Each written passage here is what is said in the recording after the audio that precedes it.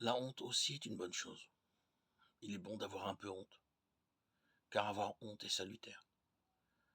Quand une personne n'a pas honte, nous disons qu'elle est sans vergogne. Mais la honte aussi fait du bien, parce qu'elle nous rend plus humbles.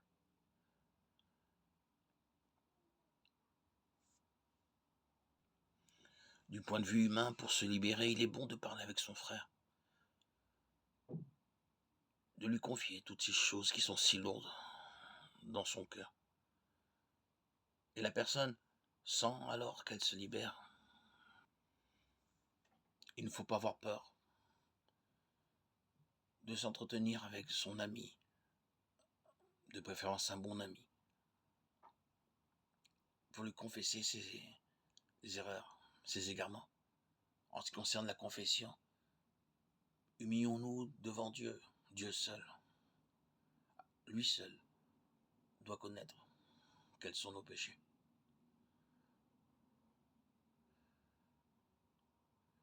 Et lorsque cette honte disparaît, il sera alors libre, grand, beau, heureux.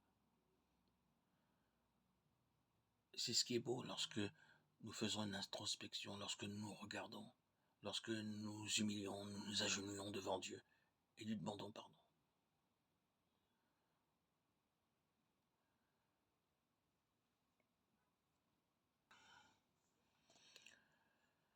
Quand as-tu fait une introspection?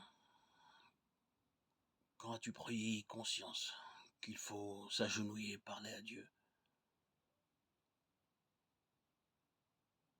Que chacun d'entre nous fasse le compte. Que chacun d'entre nous se dise, quand est-ce que j'ai pris conscience qu'il faut confesser mes péchés? Et si beaucoup de temps s'est écoulé, ne perdons pas un jour de plus. Jésus est là. Et Jésus est empli de bonté. Jésus nous reçoit.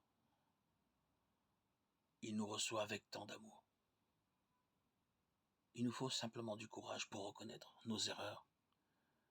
Dieu les connaît. Il veut que nous lui demandions